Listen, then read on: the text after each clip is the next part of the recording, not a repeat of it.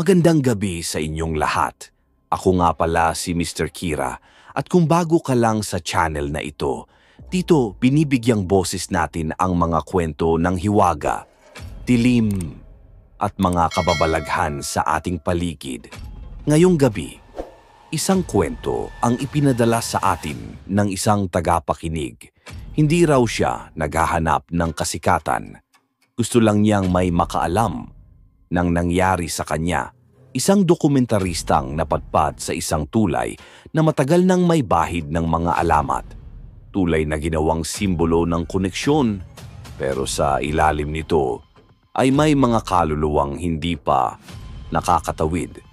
Ito ang kwento ni Elias at ang kanyang karanasan sa San Juanico Bridge.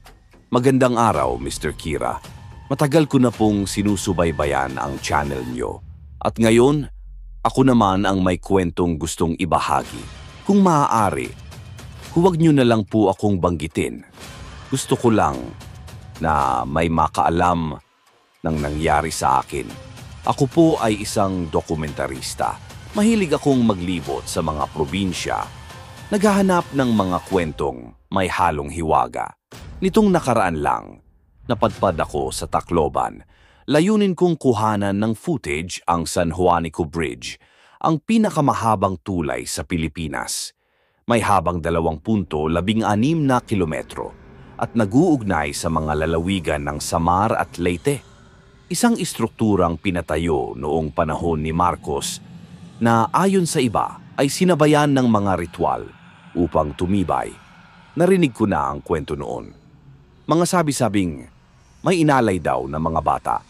At ang mga haligi ng tulay ay binuo sa ibabaw ng mga bangkay. Akala ko, alamat lang yun. Hanggang sa ako mismo ang makaramdam. 4 na araw na akong naroon. Kinukunan ko ng video ang tulay, araw at gabi. Pero nung gabing yon, may lumapit sa akin habang kumakain ako sa karinderya. Isang matandang babae. Bumulong siya. Huwag kang titigil pag may nakita kang bata sa tulay. At huwag mong titingnan ang mga mata nila. Hindi ko siya pinansin, pero hindi ko na rin siya nakita ulit. Kinagabihan, bumalik ako sa tulay. Bit-bit ang kamera, tahimik ang paligid, walang tao, walang sasakyan, hangin lang. At ang sarili kong mga yapak, hanggang sa may marinig akong ibang yapak.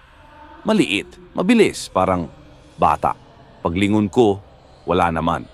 Pero may tsinelas sa sahig. Maliit, pula, basa, may dugo. Nang itaas ko ang kamera, nakita ko sila, mga batang nakatayo sa gilid ng tulay. Hindi gumagalaw, basang-basa, at wala silang mata. Pero alam mong nakatingin sila. Diretso sa akin, tumakbo ako, pero parang paikot lang ako ng paikot. Parang hindi ako makalabas sa tulay hanggang sa nanghina ang katawan ko at nawalan ako ng malay.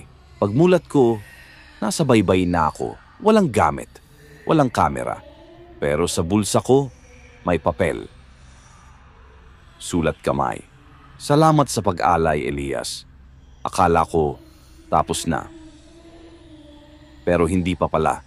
Doon nagsimula ang panaginip. Isang batang nakatayo sa ilalim ng tubig. Walang mata. Hawak ang pulang tsinelas. Tapos, may mga boses, sumisigaw, nalulunod, parang sinisigaw ang pangalan ko. Dinala ko ang tsinelas sa isang albularyo. Pagkakita pa lang niya, tumigil siya. Sabi niya, may 3 bata ang sumusunod sa akin at hindi sila matahimik. Dahil hindi pa sila naililibing ng maayos, hinahanap nila ang kanilang ina. Sinimulan ng albularyo ang ritual, dasal, usok, kandila. Biglang tumirik ang apoy, lumamig ang paligid, at narinig ko sila. Mga tinig, bata, umiiyak, sumisigaw ng tulong, hanggang sa marinig ko ang isang babae. Malinaw, galit, umiiyak. Bakit mo sila kinuha? Nagising ako, basang-basa. Hawak ko pa rin ang tsinelas, at nasa gitna na naman ako ng San Juanico Bridge. Mag-isa. Madilim. Tahimik. May batang nakatayo sa di kalayuan. Sabi niya, "Kuya, tulungan mo kaming makauwi." Pero habang papalapit siya, nawawala ang katawan niya. Unti-unting nagiging anino. At ang huling sinabi niya, "Kung hindi mo maibalik, ikaw na ang magiging haligi."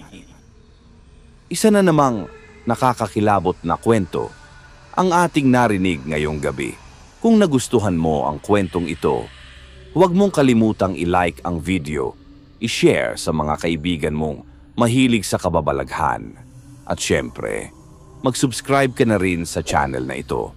Dito kay Mr. Kira, hindi lang tayo nakikinig sa kwento, kasama tayo sa karanasan. Hanggang sa muli, mag-ingat ka sa gabi. Lalo na kapag may yapak kang narinig sa dilim, baka hindi tao ang lumalapit sa iyo. Ako si Mr. Kira at ito ay isang kwentong hindi mo dapat makalimutan.